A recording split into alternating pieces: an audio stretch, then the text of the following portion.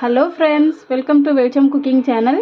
இன்றைக்கி நம்ம என்ன சமைக்க போகிறோன்னா கல்யாண வீட்டு வத்த குழம்பு எப்படி செய்கிறதுன்னு பார்க்கலாம் வாங்க. இப்போ நான் ஃபஸ்ட்டு அடுப்பை ஆன் பண்ணிக்கிறேன். அடுப்பு சூடாகிடுச்சு. ஆயில் சேர்த்துக்கிறேன்.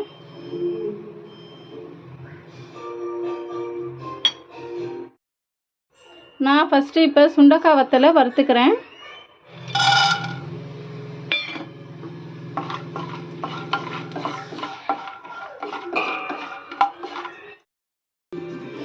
பாருங்கள், இந்த அளவு ரோஸ்ட் பண்ணி எடுத்துக்கிறேன்.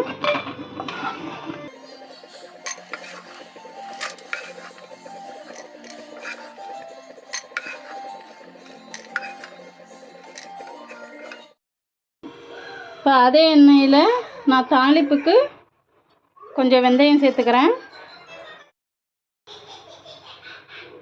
கொஞ்சம் கடுகு,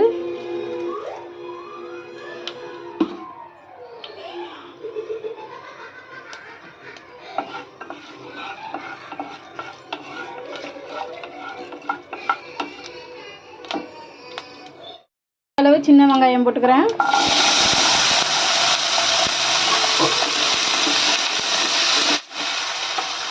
சின்ன வெங்காயம் நல்லா பொன்னிறமாக வதங்கணும். அப்போ தான் இந்த குழம்பு ரொம்ப நம்மளுக்கு டேஸ்ட்டாக கிடைக்கும்.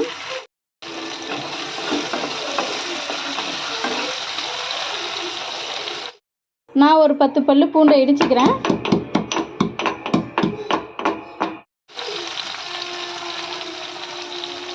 நான் இப்போ ஒரு 10 பல்லு பூண்டு இடித்து வச்சுருக்கேன், அதையும் சேர்த்துக்கிறேன்.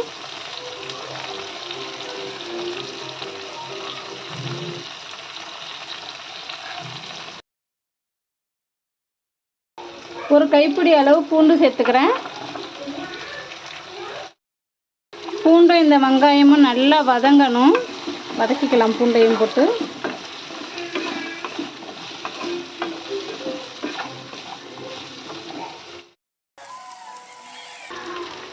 கருவேப்பிலை சேர்த்துக்கிட்டேன்.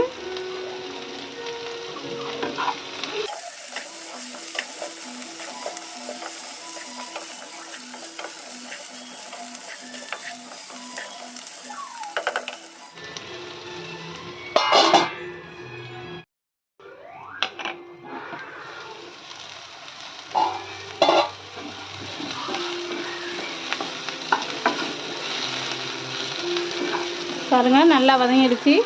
இப்போ நான் 2 குட்டி தக்காளியை சேர்த்துக்கிறேன்.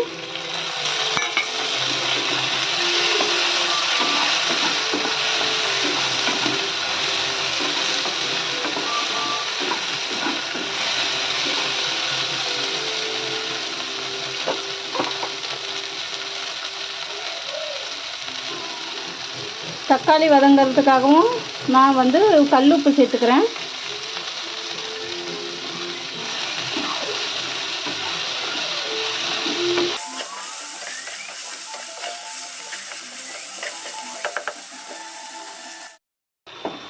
பாருங்கள் ஃப்ரெண்ட்ஸ், தக்காளி, இந்த சின்ன வெங்காயம், பூண்டு எல்லாம் சேர்ந்து நல்லா வதங்கி வந்துடுச்சு. பாருங்கள், எண்ணெயே நல்லா பிரிஞ்சு தெரியுது.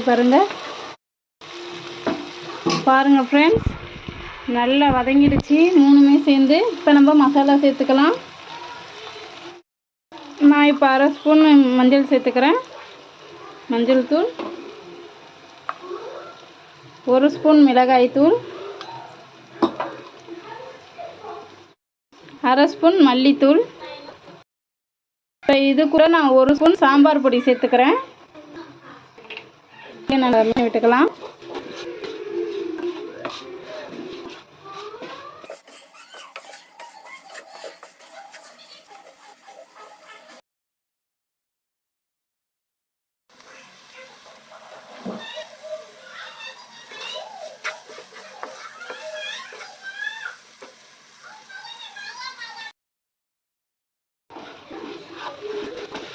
நல்லா இந்த மசாலாலாம் ஒன்றோட ஒன்று சேர்ந்துடுச்சு.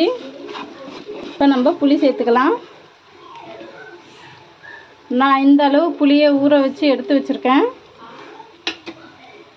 பாருங்க, புளி தண்ணி சேர்த்துக்கலாம்.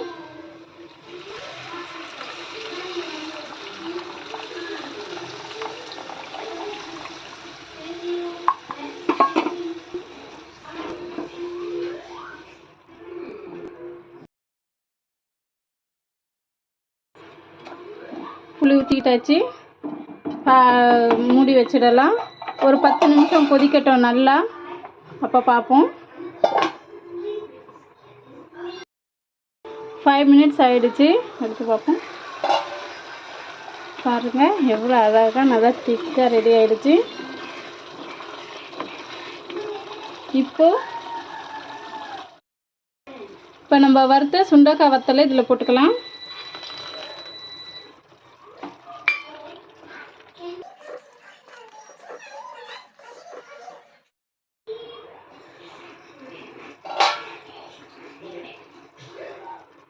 பாருங்கள் ஃப்ரெண்ட்ஸ், அந்த எண்ணெய் எல்லாம் பிரிஞ்சு வந்துடுச்சு. இங்கே பாருங்கள்.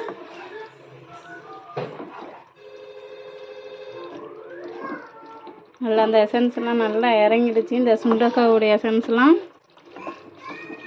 பாருங்கள், பார்க்கவே அவ்வளோ சூப்பராக இருக்குது. இப்போ நான் ஃபைனல் டச் கொஞ்சமாக வெல்லத்தை நுணுக்கி வச்சுருக்கேன், அதை சேர்த்துக்கலாம்.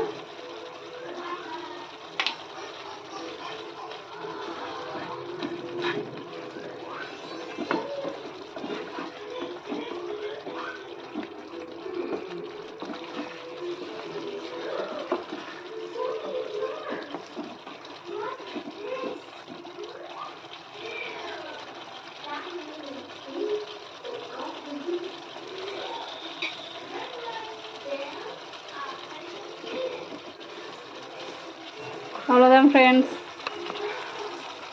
குழம்பு ரெடி ஆகிடுச்சு. பாருங்கள் எண்ணெய் எல்லாம் எப்படி பிரிஞ்சு வந்துடுச்சுன்னு பாருங்கள்.